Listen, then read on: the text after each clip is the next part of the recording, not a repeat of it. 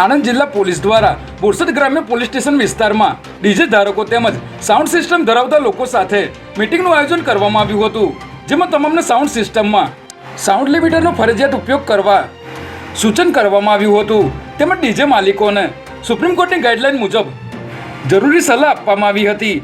સાથે જ કોઈની ધાર્મિક તથા સામાજિક લાગણી દુભાઈ નહીં તેવા ધાર્મિક ગીતો જ વગાડવા તેમજ કાયદો વ્યવસ્થા જળવાઈ રહે તેનું ધ્યાન રાખવા સૂચનાઓ આપવામાં આવી હતી.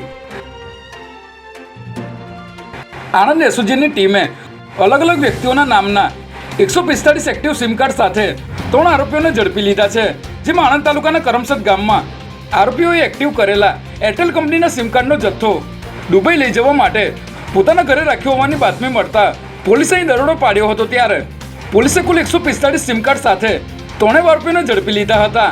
આ સિમ કાર્ડ ગેમિંગ ઝોન તેમજ સટ્ટા બેટિંગમાં ઉપયોગમાં લેવા માટે દુબઈમાં મોકલવામાં આવતા હોવાનું પોલીસ તપાસમાં સામે આવ્યું છે.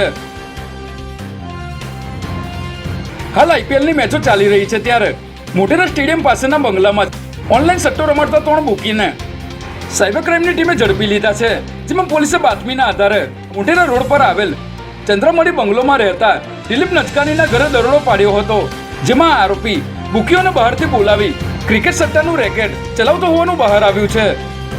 સમગ્ર મામલે પોલીસે સટ્ટો રમાડવાની વ્યવસ્થા કરનાર વ્યક્તિ સહિત 3 આરોપીઓની ધરપકડ કરી વધુ તપાસ શરૂ કરી છે.